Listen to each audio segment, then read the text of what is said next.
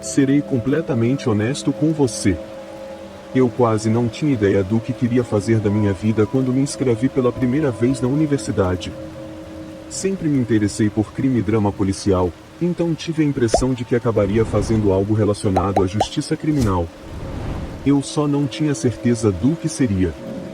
Minha mãe sonhava que eu fosse advogado aqui no Reino Unido, mas eu não achava que tivesse inteligência para esse tipo de coisa.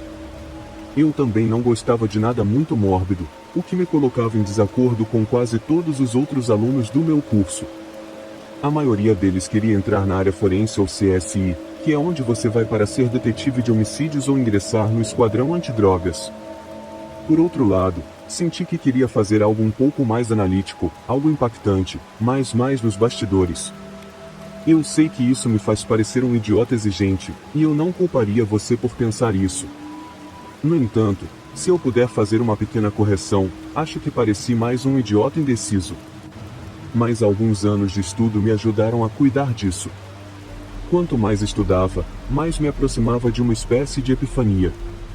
Estatisticamente, é apenas uma pequena parcela da população que comete crimes, geralmente menos de 10% da população total do país.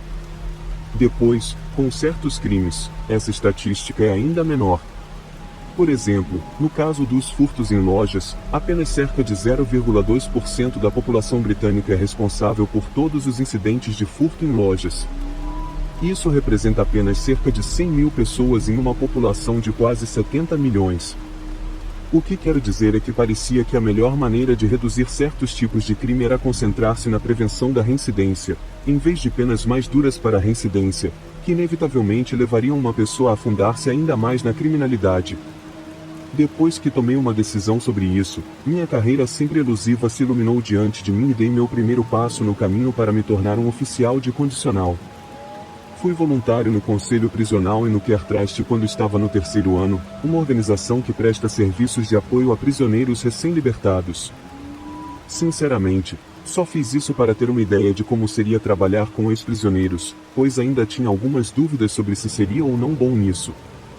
Mas quando se tratou de me candidatar ao programa de oficial de liberdade condicional após minha formatura na universidade, o Ministério da Justiça praticamente arrancou meu braço devido a essa experiência anterior. Passei 6 meses frequentando uma unidade de desenvolvimento de aprendizagem próxima, onde aprendi os truques do ofício. Então, depois de uma série de rigorosos testes baseados em computador, fui inocentado como oficial da prisão e do Serviço de Liberdade Condicional de Sua Majestade. Foi um pouco surreal no início, especialmente quando contei a todos os meus amigos de casa sobre isso. Eles não conseguiam me imaginar lidando com criminosos empedernidos diariamente, honestamente, eu também não. Fiz muitos treinamentos em gerenciamento de conflitos e redução de escalada na LDU, e foi um ótimo treinamento com o qual aprendi muito. Mas também ouvi algumas histórias de terror que serviram de exemplo de como não enfrentar uma situação tensa com um cliente. E essa é a palavra que fomos ensinados a usar, cliente. Alguns acham que é um termo muito melhor do que estagiário ou ex-prisioneiro, pois é uma terminologia muito mais suave e esperançosa. Mas isso nunca me agradou. O cliente faz parecer que estamos fazendo um favor a eles, quando na verdade acho que ir direto é que eles estão nos fazendo o maior favor possível. De qualquer forma, meus primeiros casos foram extremamente desafiadores, mas depois disso comecei a pegar o jeito. Lidei com muitos rapazes que foram pegos em uma pequena briga de rua num sábado à noite bêbados. Eles não eram criminosos empedernidos e a última coisa que queriam era voltar para a prisão. Então, colocá-los no trabalho e seguir as rotinas que definimos foi fácil. Depois, havia pessoas que estavam na prisão por tráfico de drogas. Aqueles que já estavam há mais tempo às vezes pareciam querer realmente sair do jogo. Mas aqueles que estavam presos há 3 ou 4 meses por vender cannabis, você sabia que eles voltariam imediatamente a traficar, não importa o que você dissesse ou fizesse por eles. Tive um rapaz que disse que se inscreveu para fazer entregas de bicicleta no Uber Eats. Eu pessoalmente o vi zunindo por toda a cidade em 2 ocasiões diferentes. Eu literalmente nunca tinha visto ninguém tão interessado em voltar ao trabalho. Mas então, quando verifiquei com o Uber Eats e dei a eles o falso ID do courier que ele me deu, descobri que ele deve ter feito um total de 2 ou 3 entregas antes de começar a usar sua grande sacola verde de entrega essencialmente como uma capa para voltar a negociar. Na maior parte, isso foi o mais emocionante possível, clientes tentando lhe dar uma volta, tendo que perseguir onde estão e o que estão fazendo. Mais rapidamente passei a preferir esse tipo de trabalho mais mundano, pois a alternativa era muito, muito pior. De vez em quando, recebia um de 2 casos, um agressor sexual ou um assassino. Houve exceções aqui e ali, mas quando você está perto de alguém que tirou uma vida, é como se houvesse um peso na sala. Não estou falando de pessoas condenadas por coisas como homicídio culposo ou morte por direção perigosa, que na maioria das vezes são assombradas pelas pessoas cujas vidas tiraram até o dia em que morrem. Estou falando de assassinos, pessoas condenadas por assassinato a sangue frio ou por dinheiro ou apenas pela emoção doentia disso.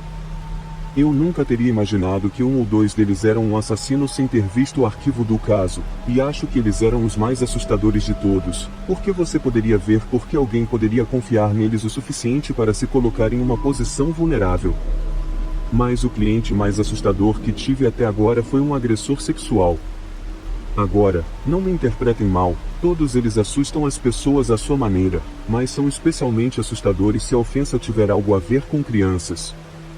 Obviamente, eu não estava lidando com assassinos de crianças ou predadores perigosos contra crianças porque eles tendem a receber tarifas vitalícias e, portanto, sem liberdade condicional. Mas alguns dos clientes com quem lidei e que foram presos por esses crimes eram tão doentios, tão predatórios e tão assustadores quanto aqueles que mataram, eles simplesmente nunca cruzaram essa linha e tiraram uma vida. Eu tinha cerca de 2 anos e meio de carreira quando meu chefe apareceu em minha mesa com um monte de casos para eu resolver. Uma carga de casos contém de um punhado de casos a 2 dúzias deles, às vezes até mais. Geralmente, você pode contar com uma carga maior de casos para incluir muitos clientes de baixa prioridade, ou seja, aqueles libertados após cumprirem sentenças por delitos relativamente menores.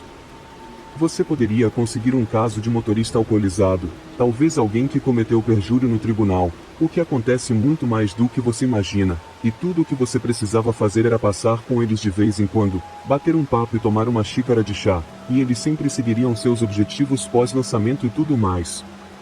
Seria um processo demorado, mas geralmente não estressante. Os estressantes aconteciam quando o volume de casos tinha apenas 3 ou 4 arquivos, e se fosse tão pequeno, você sabia o que esperar, assassino ou agressor sexual. E esse volume de casos não foi diferente, houve 4 casos, um assassino, um segundo assassino, um terceiro assassino e um agressor sexual. Como sempre, meu coração afundou quando vi as palavras daquele 4º arquivo. Como eu disse, lidar com esse tipo de pessoa sempre foi uma experiência desagradável, mas quando a ofensa está relacionada ao abuso ou à exploração de crianças, é duplamente arrepiante. Com alguns clientes, vale a pena ser emocionado, porque quando eles veem que você realmente se importa com eles, que eles não são apenas um número ou uma estatística para você, eles começam a se importar também. Mas toda vez que entrava em uma sala com um criminoso sexual condenado, tinha que deixar minhas emoções de lado. Também não é exatamente um ato inconsciente, e no passado, tive que fingir ativamente que a pessoa à minha frente não era diferente de qualquer outro cliente. Não fiz nenhuma referência ao que eles fizeram, concentrei-me inteiramente em seu futuro e mantive o que quer que eles tenham sido condenados completamente fora da minha cabeça, porque mesmo que apenas por um pequeno segundo, você se lembra de que eles atacaram uma criança, você simplesmente não consegue mais fazer seu trabalho. E foi o processo de desligar as minhas emoções que me vi repetindo certa manhã, na minha primeira visita ao agressor a quem fui designado. Agora, eu seria demitido se usasse o nome verdadeiro desse cara, então vou chamá-lo de Jimmy porque, por mais repulsivo que seja, esse cara tinha uma vibração estranhamente semelhante a Jimmy Seville. Ele não tinha o cabelo, nem as correntes, nem o agasalho, nada disso, mas tinha aquela vibração de vamos ser amigos, junto com esse ar de arrogância, como se tivesse esquecido onde tinha acabado de ir vem de onde. E porque ele estava na casa dos 50 anos e parecia relativamente inofensivo à primeira vista, mas quando você sabia pelo que ele havia sido condenado, você percebia o quão perigoso ele realmente era. Quando tinha 20 anos, Jimmy trabalhava para uma empresa de pintura e decoração e dirigia uma pequena van de 3 rodas de um emprego para outro. Um dia ele viu uma menina de 11 anos brincando na rua com os amigos depois da escola. Ele a chama e começa a se oferecer para ensiná-la a fumar, uma coisa louca de se fazer nos dias de hoje, mas naquela época eram os anos 70, então uma época muito diferente. Enfim, a menina aceita a oferta de aprender a fumar porque, de novo, é um horário diferente, mas tem medo que a mãe veja. Jimmy então a leva em sua van e a leva para algum lugar isolado, mas ele não tenta ensinar a garota a fumar, em vez disso, ele tentou ensiná-la a fazer outra coisa. Quando a garota recusou, Jimmy amarrou-a, espancou-a até ficar preta e azul, depois a expulsou de sua van e foi embora. A menina caminhou 3 quilômetros de volta à cidade, ainda amarrada nos pulsos, e foi direto à delegacia mais próxima para fazer um boletim de ocorrência. Jimmy foi condenado pelo depoimento da garota, de seus amigos e de um transeunte que disse ter ouvido uma garota chorando na van estacionada, mas não deu importância até que a polícia fez um apelo por informações.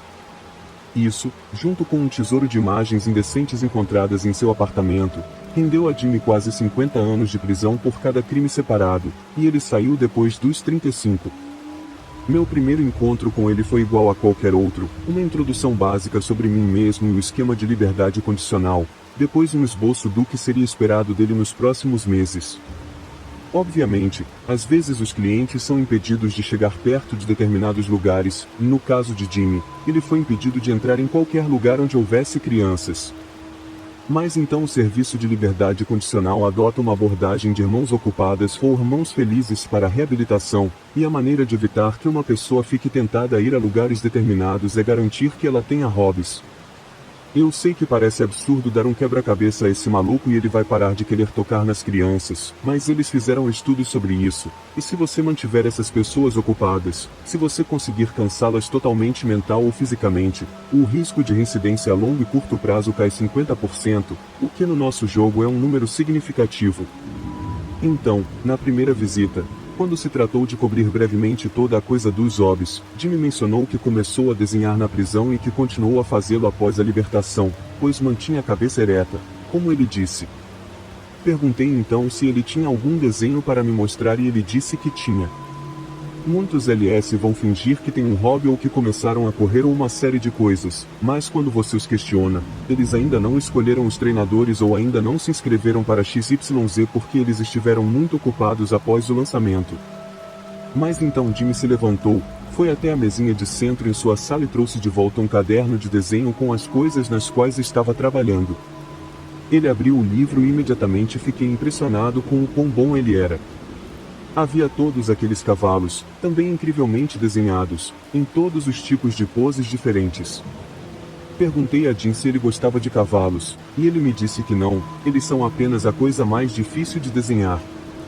Desenhe um cavalo e você poderá desenhar um humano sem problemas. Ele mencionou algumas outras coisas sobre forma e curvatura, mas eu não estava realmente ouvindo naquele momento.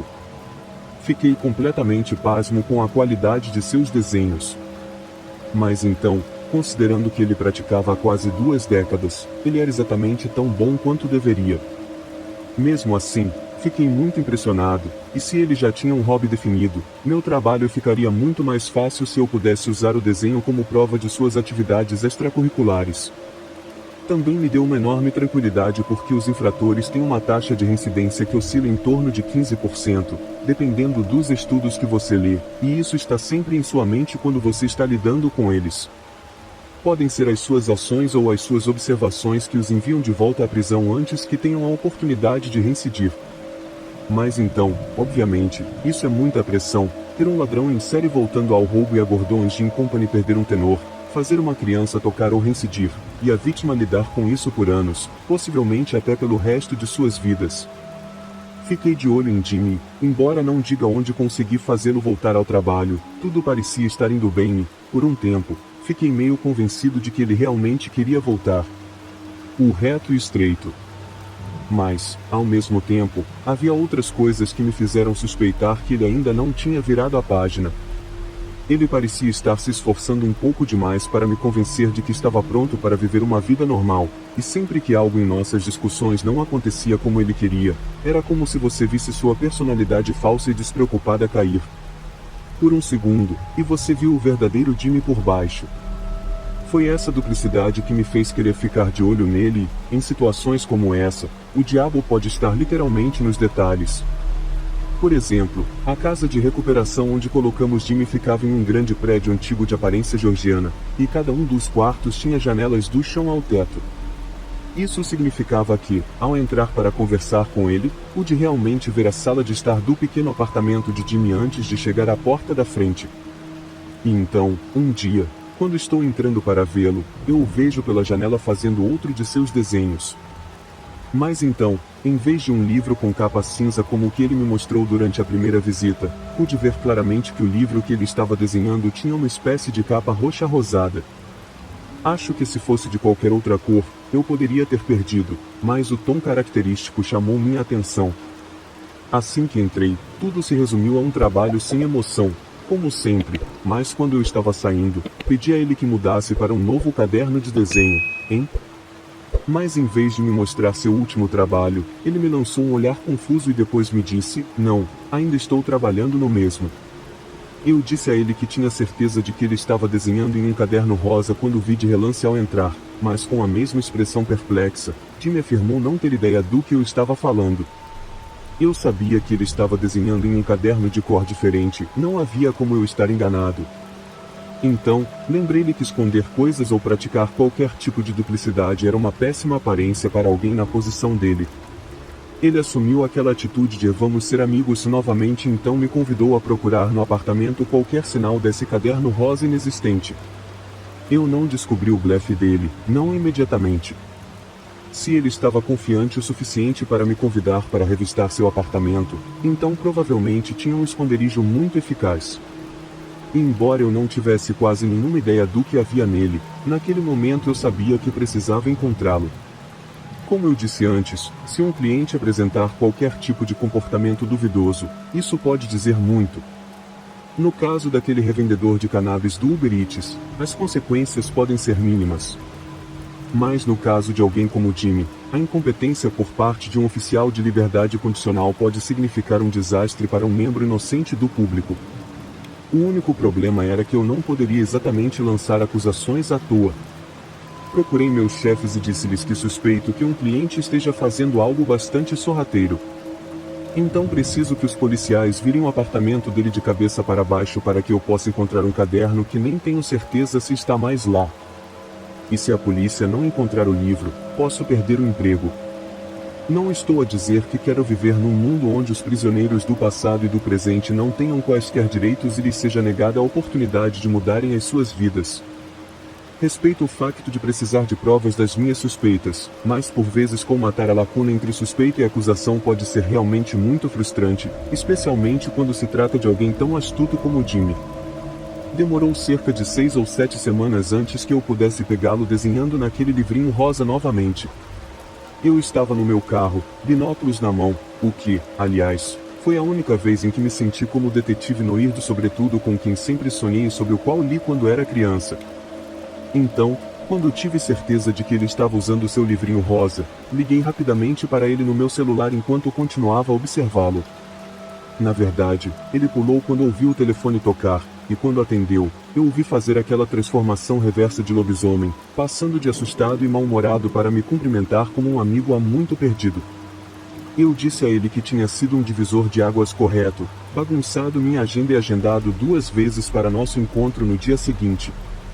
Continuei perguntando a ele da maneira mais gentil possível se eu poderia parar para bater um papo, talvez nos próximos 5 minutos ou mais, porque eu estava chegando. Jimmy disse, claro, sem problemas, e então encerramos a ligação. Então observei Jimmy fechar o livro rosa, pegá-lo e caminhar até um canto de seu apartamento antes de se abaixar. Da próxima vez que o vi, não havia nenhum livro rosa em suas mãos. Onde quer que ele estivesse escondendo, foi naquele canto específico para onde ele correu antes de aparecer de mãos vazias.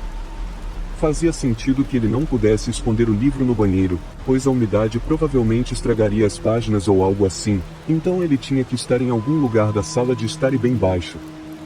Na próxima vez que Jimmy esteve no trabalho, recrutei a ajuda de 2 oficiais de apoio comunitário para uma busca em seu apartamento, e eu instruí os 2 a prestarem atenção especial naquele canto da sala. Cerca de 10 minutos depois de puxar um pedaço solto do carpete, um dos PCSs me chamou para uma abertura no piso e me perguntou, é isso que você está procurando? Era o livrinho rosa. De uma forma estranha, eu estava realmente muito animado para ver o que havia nele. Muitos criminosos tentam restabelecer conexões quando saem da prisão, então havia uma pequena chance de que pudesse haver detalhes de outros predadores ativos naquele livro, o que me daria um tapinha nas costas se eu entregasse aos meus chefes. Mas, para ser honesto, nada poderia ter me preparado para o que estava naquele livro. Cerca de um terço estava repleto de desenhos incrivelmente detalhados de crianças em idade escolar, todas amarradas e amordaçadas por vários meios e em diversas posições. Muito parecidos com os cavalos que Jimmy desenhou, as fotos das crianças eram chocantemente detalhadas e realistas. Seus rostinhos estavam contorcidos de dor ou medo, ou eles olhavam para seu criador com olhos arregalados e assustados. Mas, ao contrário dos desenhos de cavalos, que eram tão inesperadamente impressionantes que chegavam a ser inspiradores, esses desenhos me deixavam enjoado.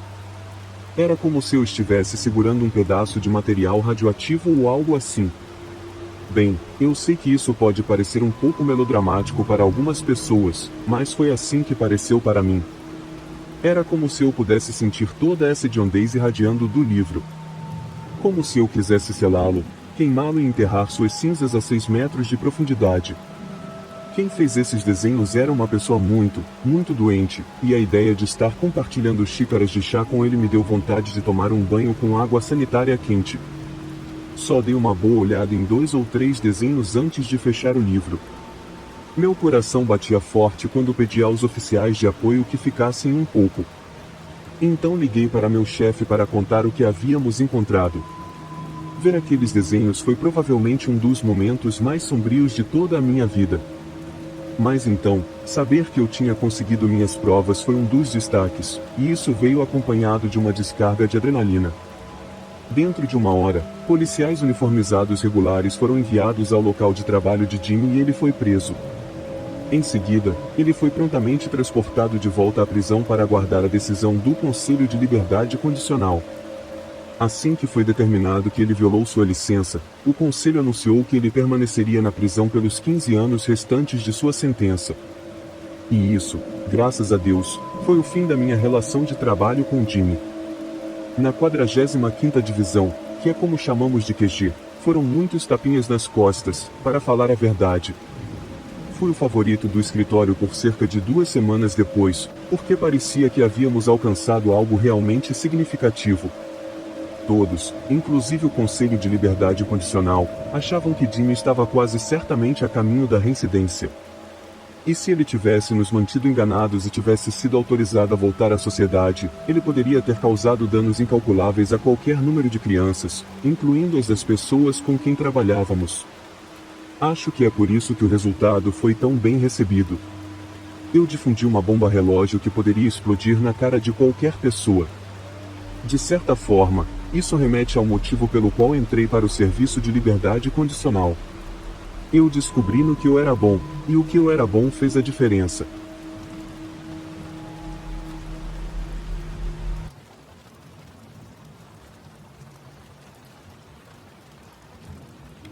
Fui oficial de liberdade condicional no estado de Utah por 9 anos, 4 meses e 18 dias.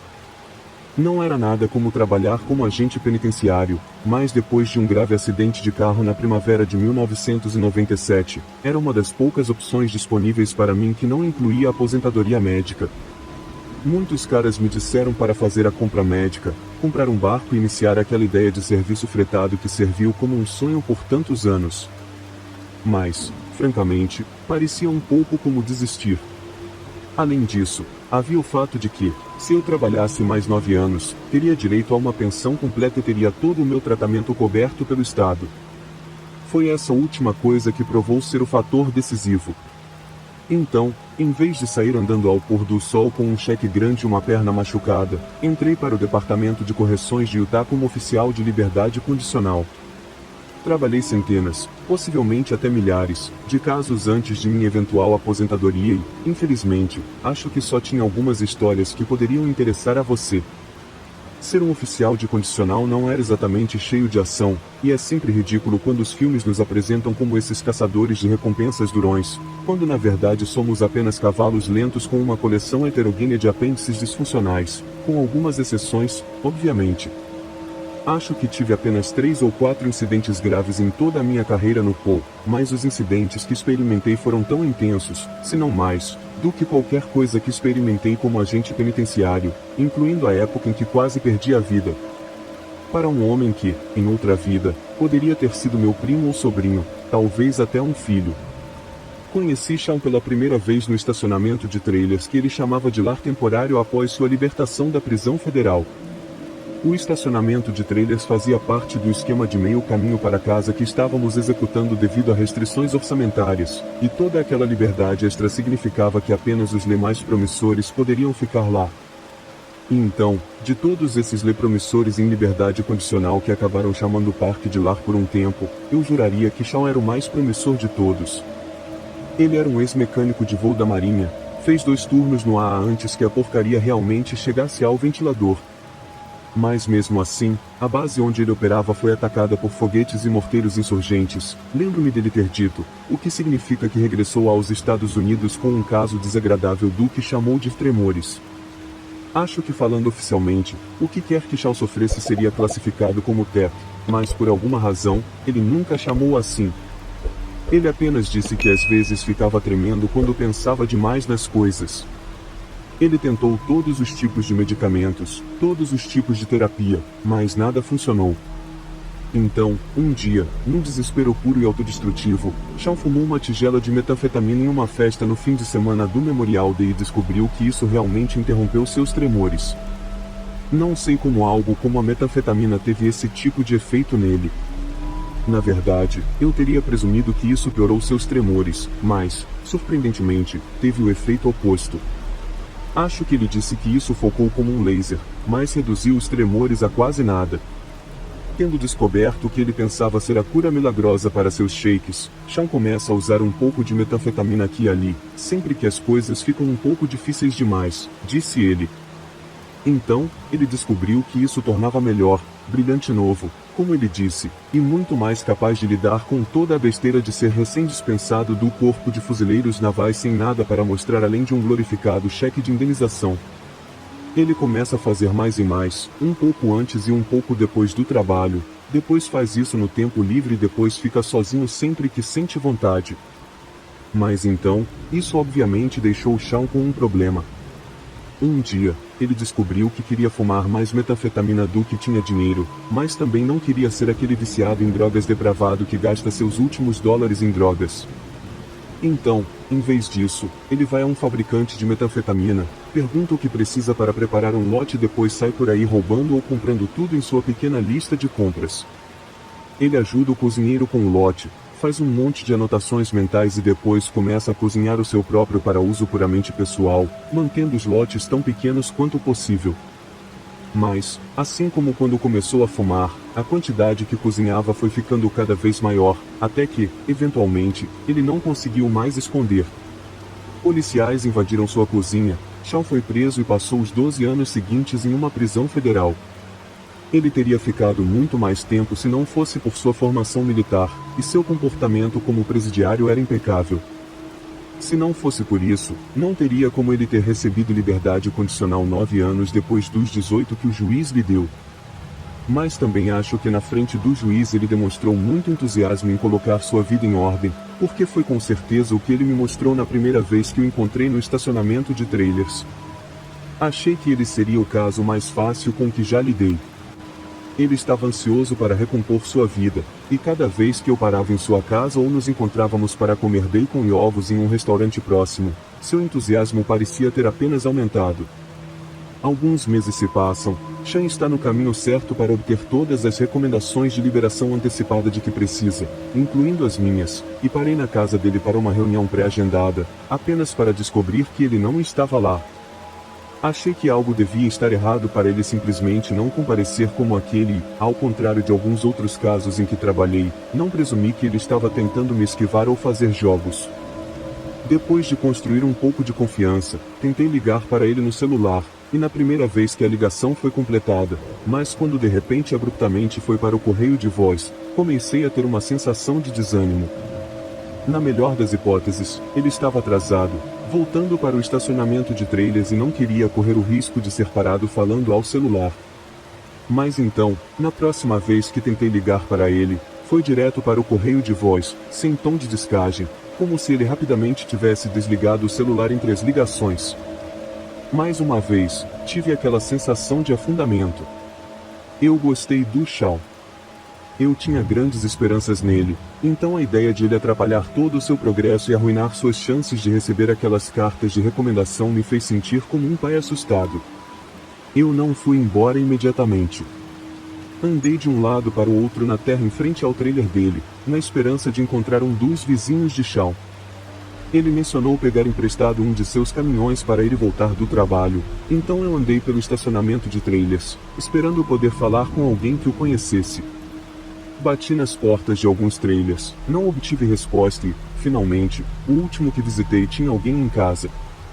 Perguntei se eles conheciam Shawn e eles disseram que sim. Então, quando perguntei onde ele estava, eles começaram a dizer o habitual tipo de coisa cujo assunto não é seu. Expliquei que era seu e que ele não estava com nenhum problema, e queria saber onde ele estava porque estava preocupado com ele. Não era típico dele perder um encontro cara a cara. Eu não estava inventando nenhuma história para fazê-lo falar, e agradeceria muito se ele pudesse me ajudar e apenas me contar o que sabia. Lembro que o cara me olhou assim: "Você realmente não sabe, não é?" E então me disse que a mãe de Shawn morreu. Ele aceitou muito mal. O proprietário de um dos outros trailers estava lá bebendo cerveja com ele por um tempo, mas Shawn estava andando de um lado para outro, fazendo ligações, e a próxima coisa que você sabe é que um caminhão parou. Shawn pula atrás e vai embora. Não o vi desde então. Perguntei a ele há quanto tempo isso foi, e meu coração afundou quando o cara disse terça-feira, então 4 dias agora, mais ou menos. 4 dias. Shawn poderia já estar do outro lado do país, e se tivesse recebido algum tipo de notícia terrível, não havia como dizer o que ele faria para lidar com a situação. Eu não podia culpá-lo, mas quando voltei para minha caminhonete, eu estava orando a Deus: "Por favor, limite-se a bebida, Shawn, limite-se a bebida, se for necessário." A última coisa que eu queria fazer era ligar para meus superiores naquele momento. Se fosse algum canalha que tivesse sido pego com algumas fotos da Kitty em seu computador, eu teria caído sobre ele como um boi em debandada. Mas como eu já disse, Shawn estava longe de ser um canalha pervertido. Se eu fui duro com ele por causa de um compromisso perdido, especialmente quando foi devido a uma morte na família, não tenho certeza se fui capaz de me olhar no espelho por um tempo. E o problema foi deixá-lo sozinho por muito tempo, para não mencionar em estado de luto. Ele pode não passar no teste de urina então. Se isso acontecesse, ele definitivamente voltaria para a prisão para cumprir o restante da sentença, em vez de fazê-lo em liberdade condicional. Obviamente, Shawn não foi meu único em liberdade condicional durante esse período, então não é como se eu pudesse dedicar todo o meu tempo procurando por ele. Mas, nos dias seguintes, continuei ligando para o celular dele, parando no trailer e, o mais importante, dei meu número de celular ao vizinho com quem conversei e pedi-lhe que ficasse de olho em mim. Alguns dias depois, recebo uma ligação no meu celular, e é o vizinho dizendo que acabou de ver Shawn e alguns outros entrando em seu trailer. Agradeci pela informação, mas antes de desligar, ele me avisou que eles não pareciam o tipo de pessoa que acordava bem cedo para o culto de domingo, e então talvez eu queira ter cuidado se estiver procurando prender ninguém. Eu definitivamente não estava querendo fazer nenhuma prisão. Eu nem tinha o poder para isso. Mas eu queria ter certeza de que estava tudo bem, e se esses amigos dele quisessem se colocar no caminho disso, então isso poderia representar um grande problema para mim. Dirigi até o estacionamento de trailers o mais rápido possível, na esperança de alcançar Shawn antes que ele fizesse algo do qual pudesse se arrepender. Quando cheguei, todas as cortinas do trailer estavam fechadas e a música estava tão alta que pude ouvi-la quando entrei no parque e estava tocando algum tipo de sistema de som lá dentro. Agora, só por segurança, coloquei o colete à prova de balas que guardava no porta-malas e fui até a porta da frente do trailer. Tive que martelar só para ser ouvido em meio ao barulho, e quando alguém abriu a porta, não só não era Shawn, mas também não pareceu muito satisfeito em me ver. Parado na minha frente quando a porta se abriu estava um cara que parecia que seu pai era o pé grande e sua mãe um esqueleto, e para ele, com todos os narcóticos em seu sistema, acho que parecia o próprio diabo. Ele bate a porta e, mesmo com a música alta, você pode ouvi-lo gritar: "São os policiais." No começo, achei a reação do cara meio engraçada. Claro, eu estava usando um colete e tinha uma arma na cintura, mas não era policial. Então, acho que estava meio caminho de trazer um sorriso malicioso aos meus lábios enquanto espiava pela janela e tentava espiar por uma fresta na cortina. Fazer com que esses caras jogassem todas as suas drogas no banheiro químico seria definitivamente do seu interesse. Mas o fato é que eu não estava lá nessa função. Eu só estava lá para conversar com Shawn. Todo o resto era secundário, e se eles soubessem o quão compreensível eu estava preparado para ser, não tenho certeza se teriam reagido tão freneticamente. Comecei a gritar que não sou policial, relaxe, só estou aqui para falar com Shawn por 1 minuto. Mas não pareceu adiantar nada. Eu podia ouvir as pessoas lá dentro se movimentando, xingando, dizendo coisas sobre a polícia estar lá fora. Repeti novamente, e foi então que a primeira bala atravessou a lateral do trailer. Tudo aconteceu tão rapidamente que, a princípio, não tive certeza do que havia acontecido. Ou talvez sim, e simplesmente não queria pensar que isso estava acontecendo. Recuei ao ouvir o som, mas o tiro saiu bem abaixo do nível dos olhos, então não vi o buraco da bala nem percebi o que estava acontecendo até os próximos tiros passarem. Lembro-me de ter me jogado de volta no pequeno deck de madeira que dava para a porta e depois ter quase certeza de que havia quebrado alguma coisa quando caí de costas e ombros. Acho que também devo ter perdido o fôlego, porque houve um segundo em que fiquei com medo de ter levado um tiro. Mas depois de não ver nenhum ferimento de entrada no colete e nenhum sangue na minha camisa por baixo, puxei minha arma e fiz a única coisa que pude: esvaziei todo o pente na frente do trailer. Não houve tempo para considerar as implicações.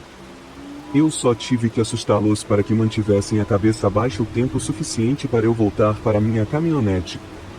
Cheguei lá, mas bem a tempo de alguém quebrar o para-brisa com um tiro certeiro. Alguém no trailer tinha uma visão sólida do banco do motorista, o que significava que não haveria como entrar ou sair de lá sem levar um tiro. Tive que rastejar por baixo e depois sair pelo outro lado, me protegendo atrás de um dos pneus da minha caminhonete. Então recarreguei, liguei para o 911 no meu celular e fiquei ali deitado, olhando para o trailer, esperando que ninguém saísse pela porta me perseguindo. Felizmente, outra pessoa ouviu o tiro, então os policiais uniformizados chegaram pelo menos 1 ou 2 minutos mais rápido do que teriam chegado apenas com a minha ligação. Mas quando chegaram lá, perceberam o que eu tinha na mesma hora em que fiz minha própria ligação para o 911, que o trailer de Shawn estava pegando fogo. Os policiais e eu que chegamos imaginamos que todos lá dentro teriam corrido antes que as chamas piorassem. Mas da perspectiva daqueles que estavam lá dentro, eles não tinham ideia do que estavam enfrentando. Na cabeça deles, se corressem para fora, teriam sido despedaçados. Mas fique dentro de casa e tente apagar as chamas, e eles terão uma chance de lutar. Então, quando eu e os policiais começamos a avançar no trailer, alguém lá dentro puxou uma das cortinas. Mas a silhueta que fizeram, incluindo a arma na mão, fez com que parecessem um daqueles alvos de treinamento. E para os policiais que chegaram como meu apoio, eles foram igualmente fáceis de atirar. O que se seguiu foi outro tiroteio prolongado e, quanto mais tiros atingiam o trailer, menos os que estavam lá dentro conseguiam apagar as chamas. O fogo aumentou e o tiroteio cessou. No final, o corpo de bombeiros chegou tarde demais para salvar os que estavam lá dentro da morte queimada. Sinceramente, não sei se algum deles ainda estava vivo quando chegaram lá. Mas quando as chamas se apagaram, todos lá dentro estavam totalmente queimados ou morreram por inalação de fumaça ou por uma combinação terrível dos dois. O legista do condado demorou muito para descobrir quem era quem, bem como a causa exata da morte de cada pessoa. Apenas uma pessoa morreu baleada, e essa pessoa era Shawn. Os legistas o identificaram através de seus registros dentários do Corpo de Fuzileiros Navais, mas determinaram que ele já estava morto antes que as chamas o atingissem. Não havia como saber de quem eram as balas que o derrubariam, se as minhas ou os policiais que apareceram depois. Mas no fundo, acho que sei. Acho que matei a única pessoa que realmente não precisava da minha ajuda. Acho que Shawn teria passado pela dor da morte de sua mãe, ele pode ter saído dos trilhos, mas acho que o fantasma dela teria arrastado sua bunda de volta para eles novamente. Acho que deveria ter convocado aquela primeira reunião de não comparecimento como e quando aconteceu, e dessa forma ele poderia ter sido pego muito antes de eu ter a oportunidade de esvaziar minha pistola em seu trailer. Ele poderia ter voltado para a prisão, talvez por muito tempo também, mas pelo menos ainda estaria vivo. Havia uma frase que ouvi há muito tempo e que nunca fez muito sentido até aquele dia: o caminho para o inferno, dizem, está cheio de boas intenções. O homem mais interessante que conheci na vida trabalhava como empreiteiro de túneis. Eu o conheci quando fui designado como oficial de condicional, quando ele foi libertado após 23 anos de prisão e 45 anos de prisão. E rapidamente o reconheci como um dos bons. Para mim, existem dois tipos de liberdade condicional, os que vão me trazer problemas e os que não vão. Eles vêm em todas as formas, tamanhos e personagens, mas você sempre pode colocá-los em uma dessas duas categorias, e você sempre pode dizer qual deles será a partir do segundo em que você colocar os olhos neles. Achei que Mike seria do tipo problemático, não tanto por causa do que ele fez, mas por quem ele fez isso. No final dos anos 80, Mike trabalhou como engenheiro de túneis para uma grande empresa de construção no Sudoeste. Ele trabalhou em atrações turísticas, locais de mineração e gerenciamento de resíduos e até mesmo em instalações de pesquisa e desenvolvimento para alguma empresa farmacêutica. E ele ganhou muito dinheiro com isso também. Mas então, um dia, o chefe de Mike lhe diz que todo o trabalho está acabando e que seus serviços não seriam mais necessários.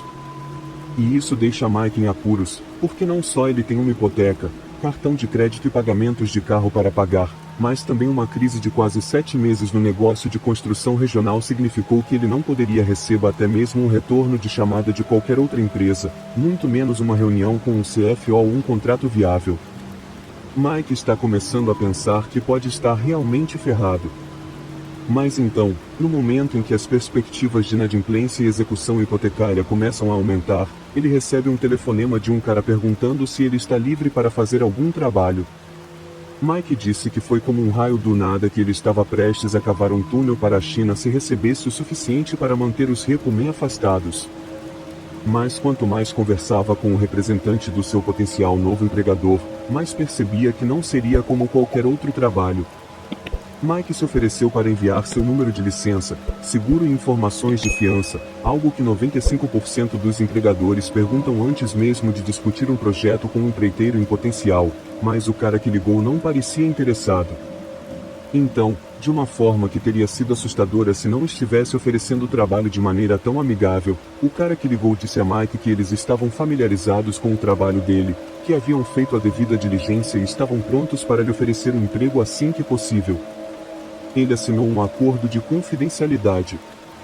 Durante todos os anos em que Mike escavou e destruiu túneis, ninguém jamais lhe pedirá para assinar algo que se assemelhasse a um acordo de confidencialidade ou de não divulgação. E então, imediatamente, ele percebeu que esse trabalho em particular seria diferente. Mas quando soube qual seria o valor do pagamento, quase engasgou com o ar. O máximo que ele já recebeu por um único dia de trabalho foi cerca de $800, o que, como qualquer empreiteiro lhe dirá, é uma quantia sólida, especialmente durante os primeiros 5 a 10 anos de negociação. Mas o trabalho oferecido a Mike pelo cara que não parecia se importar se era legítimo ou não era de $2.000 em dinheiro no final de cada dia.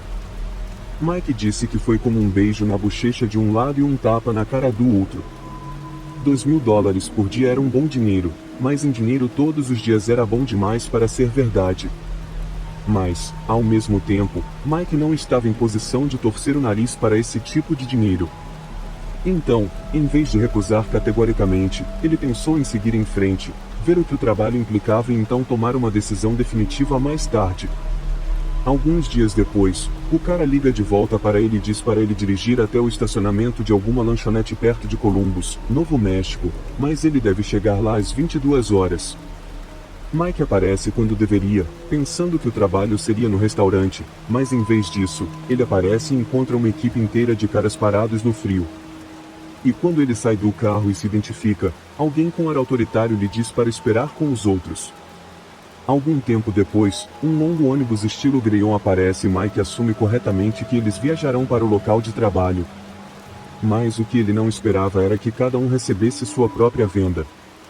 Obviamente, isso deixa todos muito nervosos, mas eles são lembrados do pagamento e de que podem ir embora quando quiserem.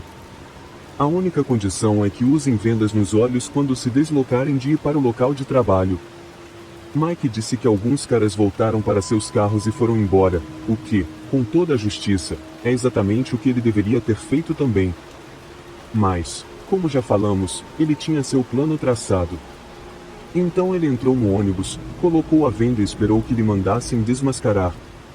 Mike disse que o ônibus devia ter viajado por uma rodovia por um tempo porque a viagem foi bem tranquila, mas então tudo mudou quando eles viraram no que era obviamente algum tipo de estrada lateral ou de terra. A viagem continuou por um tempo, até que o ônibus parou. Mas, em vez de poderem tirar as vendas, Mike e companhia foram liberados do ônibus ainda com os olhos vendados. Em seguida, entrei em algum prédio grande antes de poder desmascarar. Mike disse que o interior parecia um armazém cujas prateleiras haviam sido destruídas antes que todos os painéis do piso fossem arrancados. Alguém já havia começado a cavar um buraco bem fundo. Eles apenas tiveram que esperar que os engenheiros chegassem antes de realmente abrir o túnel. Mike disse que, apesar da natureza secreta de tudo isso, foi uma operação muito profissional. Quem quisesse que o túnel fosse escavado tinha todos os materiais e maquinaria adequados, eles simplesmente não tinham experiência. Antes de começarem a trabalhar, alguém perguntou por que todo esse sigilo e o grupo foi informado de que era uma decisão corporativa. Operavam num mercado extremamente competitivo e, por isso, tiveram de ser tomadas determinadas medidas de segurança para garantir que o seu empregador mantivesse uma vantagem. Na maior parte, essa resposta pareceu satisfatória, mas Mike disse que ainda havia alguns, incluindo ele mesmo, que tinham a sensação de que o que estavam fazendo não era estritamente legal, e ele estava certo. Mike disse que ganhou cerca de 30 mil antes de uma manhã. Quando o ônibus voltava para o estacionamento da lanchonete pouco antes do amanhecer, um bando de agentes federais emboscaram o ônibus, arrastaram todos para fora e os prenderam no local. Acontece que a sua tarefa era cavar um túnel sob a fronteira com o México e que os seus empregadores eram o cartel de drogas de Juarez. À luz disso, Mike e o resto dos caras com quem ele trabalhou foram atingidos por uma série de acusações diferentes, grandes também, algumas das quais os implicavam como membros ativos de uma operação internacional de contrabando de drogas. Ele completou 45 anos, mas não é bem essa história que quero contar hoje. Veja, por mais maluca que seja essa história, não é a mais assustadora que Mike já me contou. Este ocorreu durante sua primeira semana na prisão federal, quando ele se viu um peixe muito pequeno e muito novo jogado em águas muito escuras e tempestuosas. Mike disse que a primeira semana na prisão foi a mais assustadora de toda a sua vida. Ele passou um longo tempo na prisão, tudo isso contado para o tempo de serviço, mas foi preso em uma prisão federal quando ele finalmente perdeu a esperança de poder de alguma forma apelar de algumas das acusações.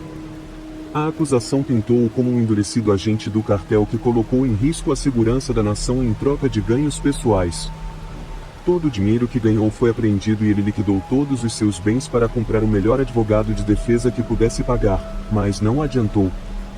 E quando a porta da cela se fechou naquela primeira noite na prisão, Mike fez tudo o que estava ao seu alcance para não desabar e chorar. É preciso lembrar que ele tinha apenas 24 anos quando foi preso e 25 quando chegou à prisão federal. Tenho quase 60 anos escrevendo isso agora e, olhando para trás, aos 25, você ainda é basicamente meio criança. Para começar, Mike não deveria ser tão jovem para se envolver em um esquema tão estúpido, mas mesmo sendo alguém com uma inclinação tão forte para a lei e a ordem, não posso dizer que a punição de Mike se encaixa perfeitamente no crime. Mike estava com medo, mas não era adulto. Ele sabia o que teria que fazer para sobreviver, cair nas boas graças de um grupo pré-estabelecido para ganhar segurança numérica. Ele fez isso o mais rápido que pôde e foi informado de que seu momento era perfeito porque qualquer um que tomasse banho sozinho se tornaria alvo de Black Bat. Bat não era o primeiro nome do cara, seu sobrenome era Beton ou algo parecido, e ele não era chamado de Black porque era afro-americano, ele ganhou essa parte do apelido porque assustava as pessoas. Ele tinha apenas 2,10 metros de altura, ouvi dizer, mas pesava 2 dólares e troco. Ele era mau, sabia lutar, mas o pior era que, de vez em quando, Black Bat sentia gosto pelos seus companheiros de prisão. Se você estivesse com um monte de caras, vocês poderiam tomar banho juntos, e embora Black Bat às vezes o seguisse e apenas ficasse ali observando, ele não fazia nenhum movimento em ninguém. Mas então, se você não estivesse com ninguém e fosse um dos retardatários que tomava banho sozinho, Black Bat os seguiria e os levaria. Como ele mesmo disse, Mike disse que ficou dias sem tomar banho, até que ele e seus novos amigos decidiram ir tomar banho juntos. Quando chegou a hora, Mike disse que estava muito ansioso por isso, pois tinha um caso grave de bunda fedorenta e axilas que cheiravam a morte quente. Mas quando se tratou de ir para o chuveiro, Mike foi informado de que iria sozinho. A princípio ele pensou que fosse algum tipo de brincadeira, mas não era. Seus novos amigos, que de repente não estavam mais agindo como seus amigos, estavam falando sério. Ele iria primeiro, e iria sozinho, e se tivesse mais alguma coisa em mente, poderia esperar não sobreviver à noite. Mike disse que estava atordoado, que parecia um pesadelo do qual ele iria acordar a qualquer momento, só que ele não acordou porque não era um pesadelo, estava realmente acontecendo, e ele estava ferrado. Ele disse que precisava tomar banho, não queria, precisava, então esperou até que alguns outros peixes novos descessem, parecendo assustados e sojinhos, e torceu para se perder na multidão. E quando digo multidão, quero dizer talvez 2 ou 3 outros condenados cientes da ameaça que Black Bat representava. Todos tentaram se lavar o mais rápido que puderam, mas não foi rápido o suficiente. Bat os viu caminhando para o chuveiro e ele os seguiu, com sabonete e toalha na mão. Assim que ele apareceu, todos começaram a sair correndo, mas Black Bat não lhes deu atenção. Em vez disso, ele tinha os olhos fixos no velho Mickey e, quando tentou passar despercebido como o resto dos novos peixes, Black Bat bloqueou seu caminho. Bat o apoia até a parede do fundo, até o chuveiro, dizendo todas essas coisas que estão fazendo a pele de Mike arrepiar, avisando de que se ele revidar, isso só vai piorar as coisas. Mickey está pensando que não há como ele simplesmente desistir e ceder, mas, ao mesmo tempo, não há como ele vencer uma luta 1 contra 1 com Black Bat. Mas mesmo assim, a melhor opção era dar o seu melhor, e se Bat o matasse no processo, bem, haveria destinos piores do que a morte. As costas de Mike estavam encostadas na parede, e ele estava prestes a dizer ao seu suposto infrator que morreria antes de se virar quando viu um movimento por cima do ombro de Bat. De repente, alguém prende uma toalha no pescoço de Bat e a puxa para trás, fazendo-o cair de costas no chão de cerâmica do chuveiro. O impacto abriu a cabeça de Bat, enquanto seus olhos ainda rolavam nas órbitas. Os caras que ordenaram que Mike tomasse banho sozinho apareceram e encheram Black Bat de tantos buracos que ele parecia uma esponja de sangue quando terminaram. Antes de partirem, os assassinos de Bat disseram isso a Mike, cito, "Você não viu nada", que foi exatamente o que ele disse ao diretor quando foi arrastado para seu escritório mais tarde naquele dia. Ele ficou tão traumatizado com o que viu que o diretor e seus chefes não tiveram dificuldade em acreditar na história. Eles sabiam que não foi Mike quem esfaqueou Bat mais de 100 vezes, eles simplesmente não sabiam quem o fez. Quando Mike voltou para a ala, as primeiras pessoas que quiseram falar com ele foram seus amigos. Eles o cobriram com cigarros, contrabando e todo tipo de comissário. Mike disse que eles tinham até um copo de plástico cheio de vinho da prisão esperando que ele bebesse, longe da vista dos guardas. E para encurtar a história, eles o usaram como isca. Bat não aceitaria qualquer um, Mike era o tipo dele, e era arriscar ou manter todos em risco, porque Bat não era apenas um predador habitual, ele também era oportunista. Enquanto Bat estava por perto, ninguém estava seguro. Mas com a saída de Bat, Mike se tornou um herói de cela. Foi a chegada dele que lhes deu uma oportunidade de ouro para derrubar Bat, pois sabiam que Mike era o tipo de peixe novo que Bat estaria de olho. A questão era que os amigos de Mike sabiam disso, contaram-lhe o plano e havia uma chance de ele ficar com muito medo de levá-lo adiante. E assim, um pouco de coerção parecia adequado. Mike ficou com um grupo de rapazes por muito tempo antes de ser transferido para uma prisão de segurança média chamada Three Rivers. Foi lá que ele cumpriu o resto da pena e, felizmente, não havia ninguém como Black Bat por perto para aterrorizar os presos. Para mim, a ideia de ser usado como isca para atrair um animal humano é um dos conceitos mais assustadores que posso imaginar. Mas embora eu tenha ouvido que a ignorância é uma bênção, acho que não saber que você é a isca pode ser ainda mais assustador. O que é pior, os assassinos de Beth sugeriram que só começariam a emboscada quando ele estivesse, digamos, ocupado com Mike. Dessa forma, eles poderiam garantir que ele estaria adequadamente distraído. Mas também significou condenar Mike a um destino verdadeiramente apavorante. Felizmente para ele, eles decidiram que não poderiam viver com isso, pelo menos não por decisão unânime, mas chegaram a essa decisão mesmo assim. A última vez que falei com ele, Mickey estava dirigindo pelo Uber em Dallas. Ele disse que tinha namorada e que ela tinha um filho e que a cada dia ele se sentia mais pai. Ele percorreu um longo caminho desde que escavou túneis no México, e percorreu um longo caminho desde que foi usado como isca para um monstro.